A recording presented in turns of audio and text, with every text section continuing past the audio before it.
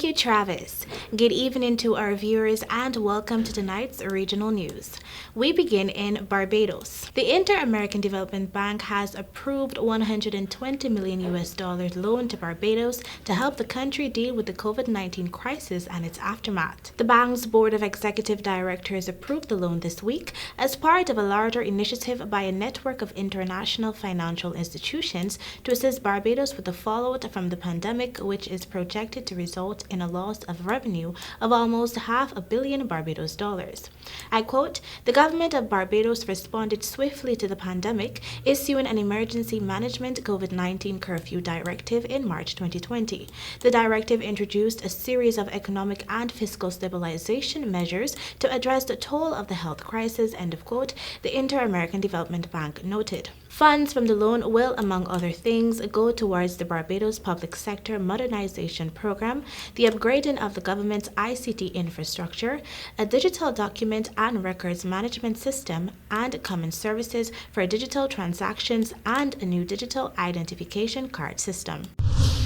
In Jamaica, 672 school-age children have contracted COVID-19 since Jamaica had its first case of the virus in March. Another 128 children between 0 and 2 years old make up for the remainder of the total of 800 cases of novel coronavirus disease in minors across the island up to November 21, accounting for just over 7% of all the confirmed cases in the population. The data was shared yesterday in a submission from the Education Ministry to the Public Administration and Appropriations Committee (PAAC) of Parliament. The ministry says parish health departments have reported that no student or teacher had been identified with signs or symptoms of COVID-19 during the pilot 2-week face-to-face reopening of 17 schools across the island in November, and neither had any tested positive for the virus.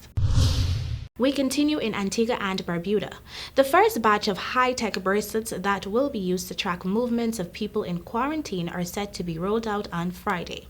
The government revealed on Thursday that 200 of the risk-worn devices had arrived in the country and that it was now poised to buy an additional 300 to curb the spread of the virus. Information Minister Melford Nicholas said on Thursday that training of staff tasked with overseeing the use of the bracelet is near completion.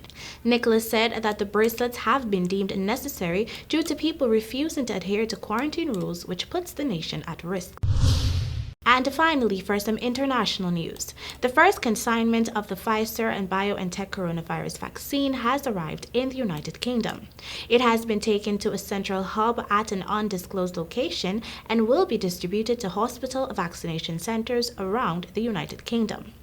The United Kingdom has ordered 40 million doses, enough to vaccinate 20 million people. England's Deputy Chief Medical Officer said the first wave of vaccination could prevent up to 99% of COVID-19 hospital admissions and deaths.